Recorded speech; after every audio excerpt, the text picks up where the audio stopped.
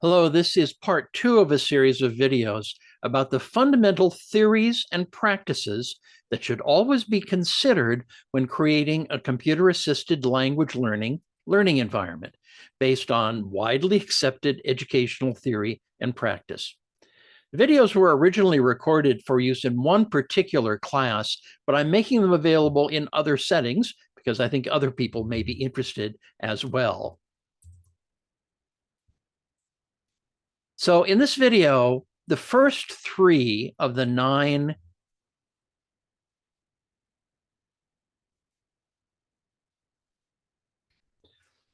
gotta do that again. Start over.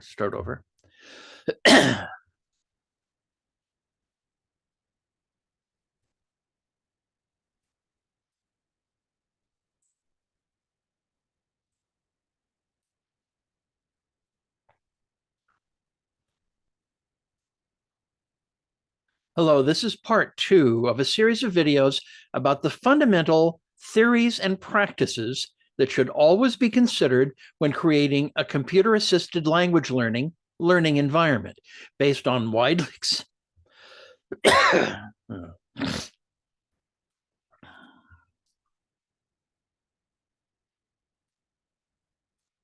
Hello, this is part 2 of a series of videos about the fundamental theories and practices that should always be considered when creating a computer-assisted language learning environment based on widely accepted educational theory and practice. The videos were originally recorded to be used in one particular class, but I'm making them available in other settings as well.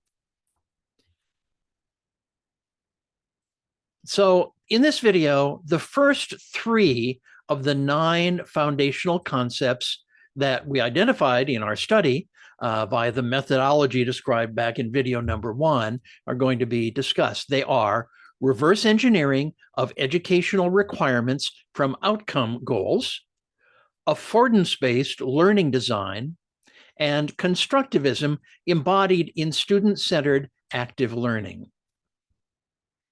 Engineering is, so the first is reverse engineering of instructional requirements from outcome goals. Engineering is the process of designing a system that fulfills specific outcome goals or requirements. Now, we talk about building a highway bridge, which has to be able to carry so many vehicles with so much weight in so many lanes of traffic. We have specific things our design needs to be able to do. And of course, there needs to be a big safety margin. Well, in education, we can also engineer a system to fulfill specific outcome goals. Therefore, educational engineering is an evidence-based way of creating instructional and technology designs to allow students to achieve required outcomes and to meet their needs. So therefore, curriculum engineering must begin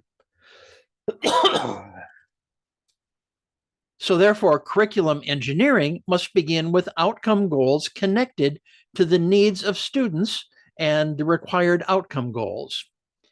Dornier advocated that language learning curriculum design should begin with agreed upon learning outcomes resulting from researching the knowledge and the skills that students need when they graduate.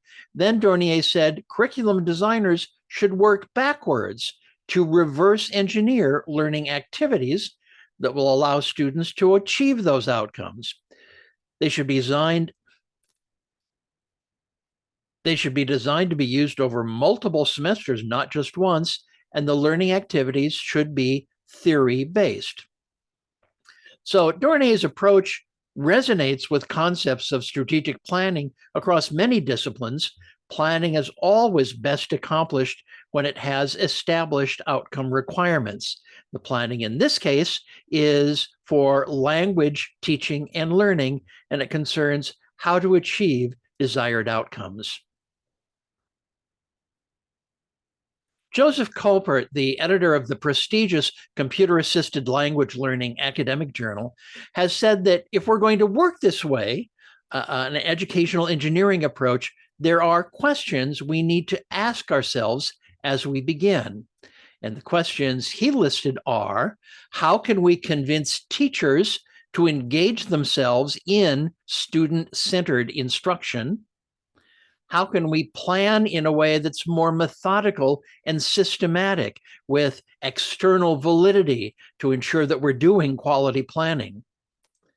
How can we integrate both theoretical and practical past learning, research findings and experiences? How can we fit these all together? How can we design solutions which yield measurable and clear learning? And how can we minimize unexpected factors that could jeopardize the design?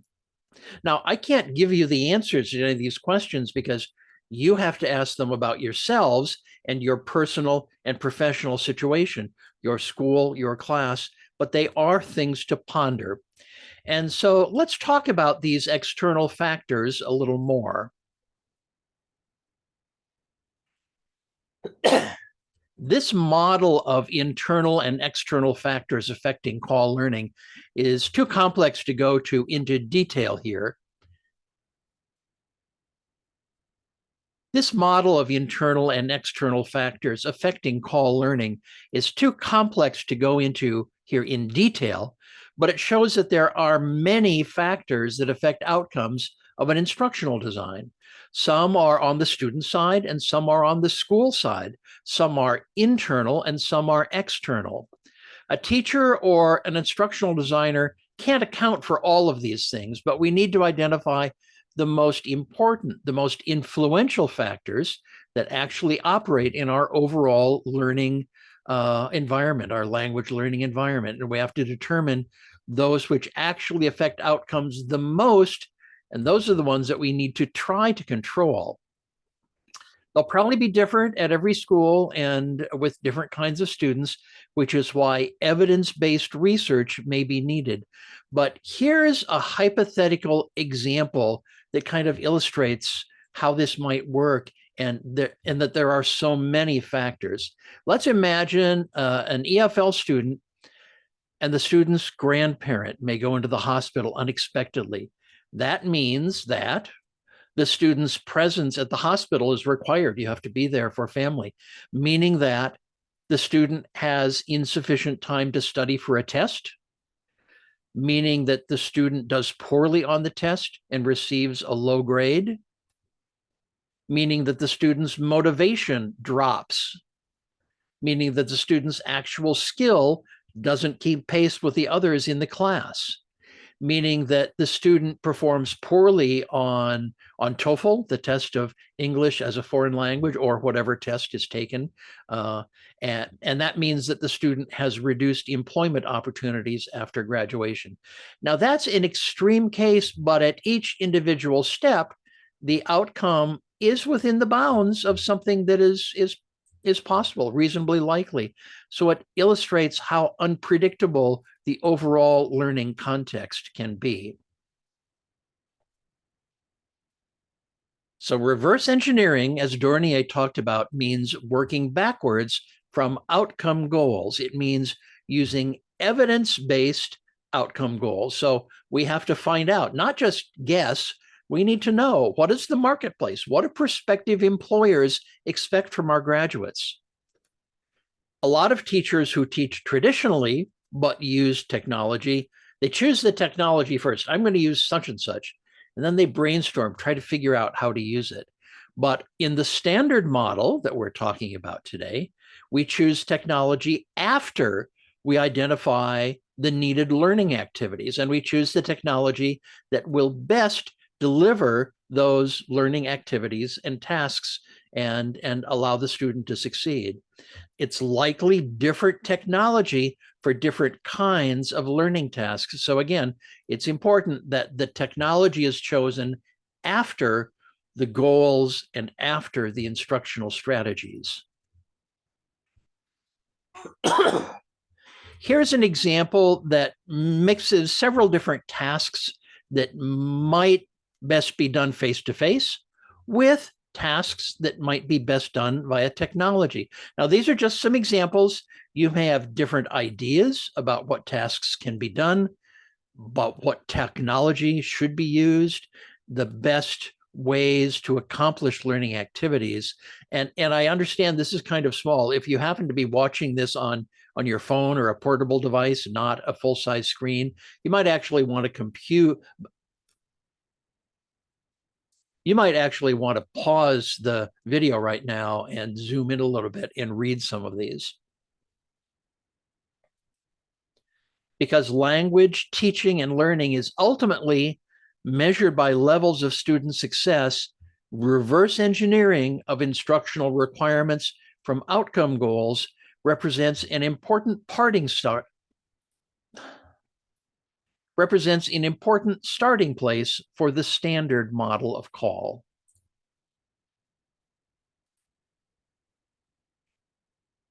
The second of the theories, part of the standard model, is affordance-based learning design.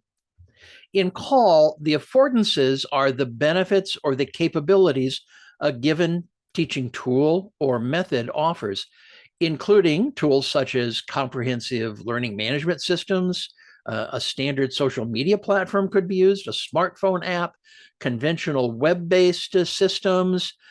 The term could apply to any kind of support materials used for elements of the class that may be in person or that might not otherwise use technology, or even it could apply to selection of textbooks if you and your individual school is allowed to do that. Even old school lecture by a teacher has certain affordances, but they also come with rules as to how to best use lecture. For example, lecturing for an hour or two is not the best way because students will be bored and tune out what you're saying. Short sections of lecture fitted in with other kinds of activities are much better. So there are affordances, and you need to know how to make use of those affordances. But we need to start by remembering that technology itself does not result in learning. The question is, how is the technology used? A scholar named Gibson was the first to outline this affordance theory way back in 1977, saying that any kind of object or element in the environment is understood based on how it operates, and therefore how it can be used. So in other words, the object that we're talking about provides or affords possibilities for use or action toward a stated goal. So the object is understood not just based on its features or its characteristics, what does it look like, but rather its potential to be used effectively for the purpose that we have in mind. Now, when we apply this to educational engineering,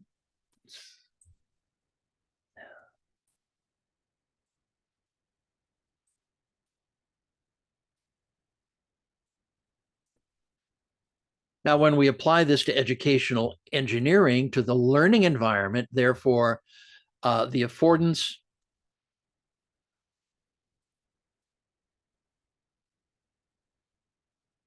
Now, when we apply this to a learning environment, it is an educational tool or technique that is understood in terms of its potential to be used effectively. Leaders in the field of computer-assisted language learning have been advocating for some time for research methods that determine the affordances that a given instructional tool or method can provide toward achieving our educational and learning outcome goals. And that's as opposed to experimental research in which differences are looked at, comparing what a tool is used, or a tool or method when it's used or is not used. Affordance-based research is increasingly seen as better than control group experimental methodologies because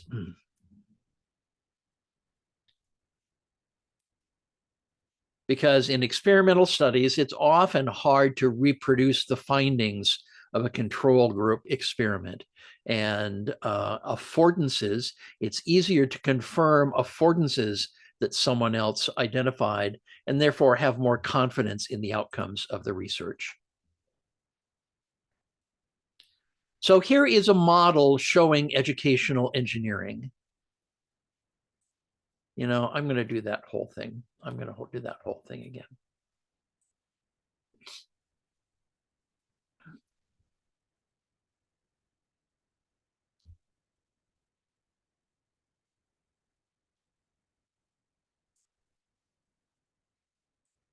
A scholar named Gibson originally outlined affordance theory way back in 1977, saying that any kind of object or element in the environment is understood based on how it operates and therefore how it can be used. In other words, this object provides or affords possibilities of use or action towards a stated goal. Therefore, the object is understood not based on its features and characteristics, not just what it looks like, but rather on its potential to be used effectively for a purpose we have in mind. In the context of an educational learning environment, therefore, it is an educational tool or technique understood in terms of its potential to be used effectively. Leaders in the computer-assisted language learning field have been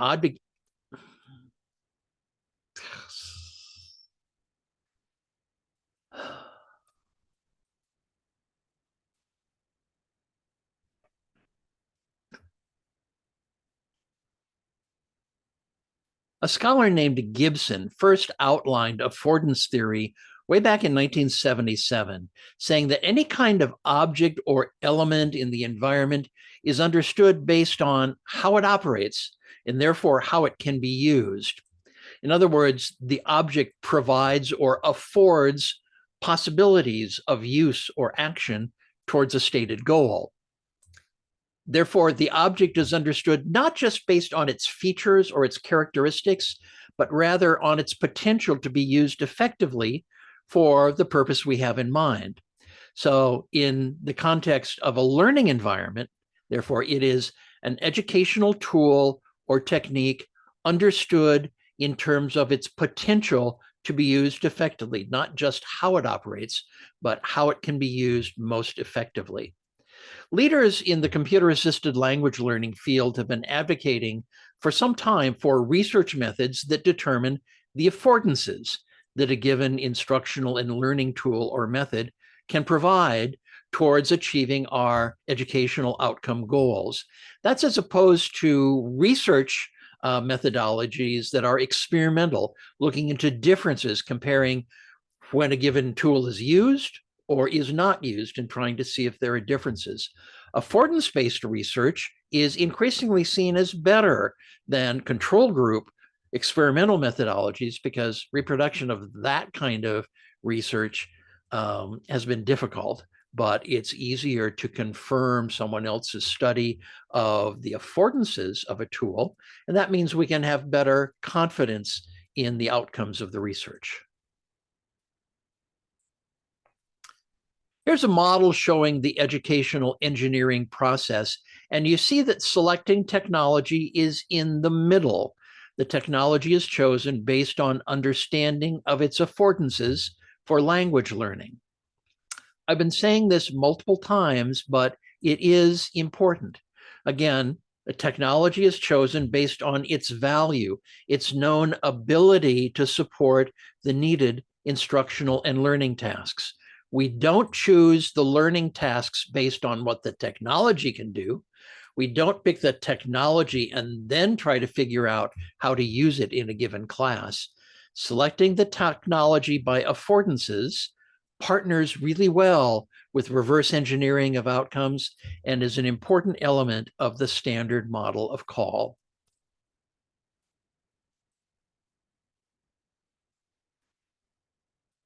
The third of the elements of the model we're going to talk about today is constructivism embodied in student-centered active learning.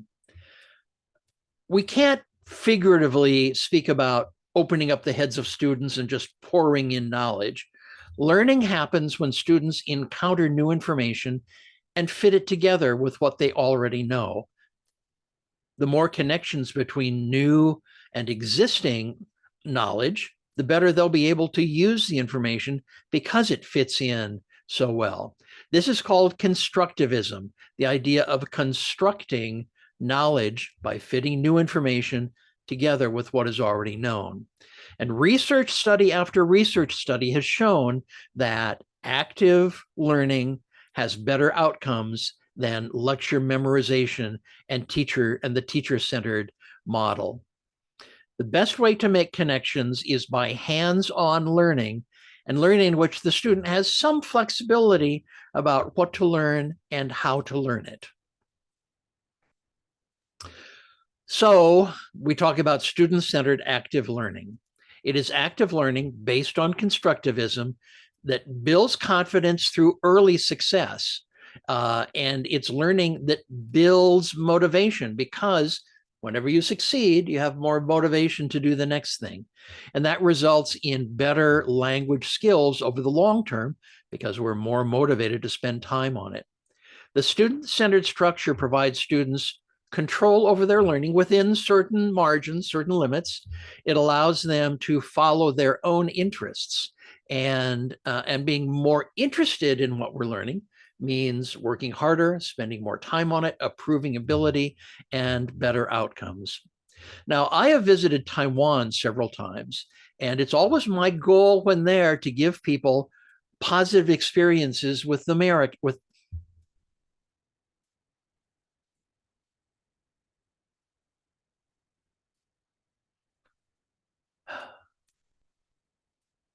got to start this one over too.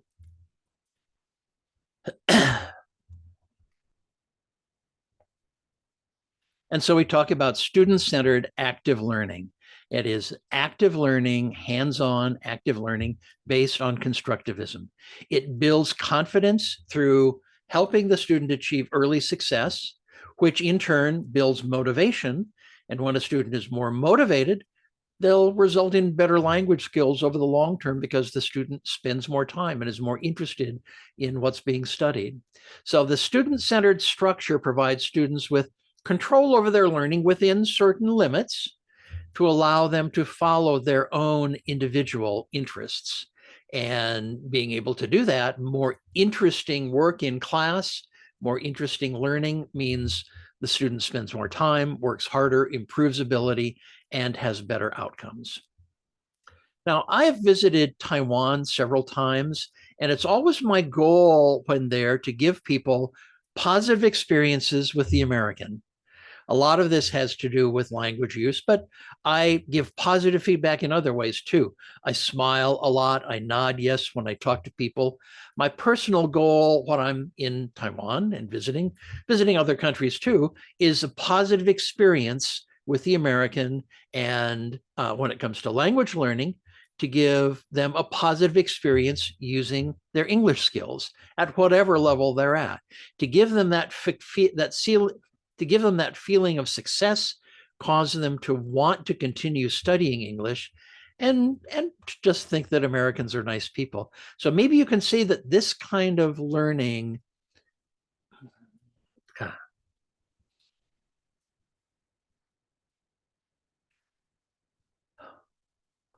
still again, got to start this section over.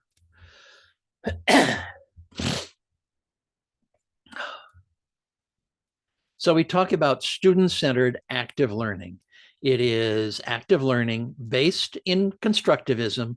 It builds confidence through helping the student achieve early success, which in turn builds motivation. Early success means I'll be more motivated, and that results in better language skills over the long term. The student-centered structure provides students some control over their learning within margins. It allows them to follow their own interests, which means they'll be more interested. And that means, again, they'll work harder, their ability will improve, and they'll have better outcomes. Now, I visited Taiwan several times, and it's always my goal when I'm there to give people positive experiences with the American. A lot of that has to do with language use, but I give positive feedback in other ways too. I smile a lot. I nod yes when they say something, when people talk with me. And it's my personal goal to give, particularly language students I interact with, a positive experience with using their language skills at whatever level they're at. By giving them that feeling of success, they're actually able to communicate with the American. That causes them to want to study English more. And of course, I want them to think Americans are nice people too. So maybe you can see that this is kind of a learning through social interaction also. It's hard for one person alone to process new information. Social interaction allows us to compare our understanding back and forth. We create our explanation, our definition, and put the ideas in words. That's a learning process. We actively explain to others. That's a learning process, both for us and for them. We receive their feedback, which is learning for them and for us, hearing their explanations, and that helps build connections in our mind. If you think about it, this is how young children learn their native language. People always use pretty simple language with very young children, and the children actively fill in the gaps of words they know, either just by figuring it out or by asking. And that allows them over time to become more and more capable language learners. And it should be the same with older language learners, students learning by doing, filling in the gaps as we go along, and getting better and better naturally over time. Now, one of the ways we help do that is a technique called scaffolding. Teaching with student-centered active learning is different from other older ways of teaching. Scaffolding means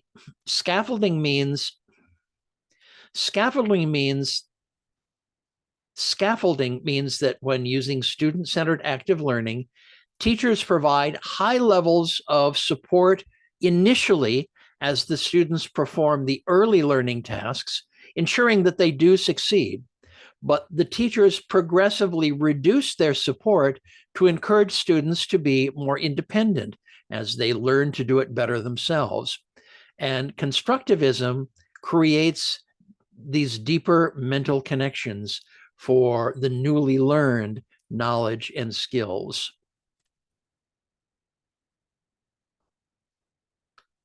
When you think about learning English with technology, many students are already doing this on their own via technology. They may visit English websites, watch English videos, TV shows, movies, read social media posts that are in English. Sometimes young people I know just do this for fun, but sometimes it's specifically for the purpose of improving their English. Either way, you can think of this work on their own as student-centered because they make choices for themselves. They may say, I'm going to watch a TV show or I'm going to watch a YouTube video, but they get to select the subject matter for something that interests them. So it's good justification for moving away from the old lecture memorization way of teaching and into active learning. So those are the first three of the foundational theoretical concepts that we identified that we say should always be considered in planning computer-assisted language learning.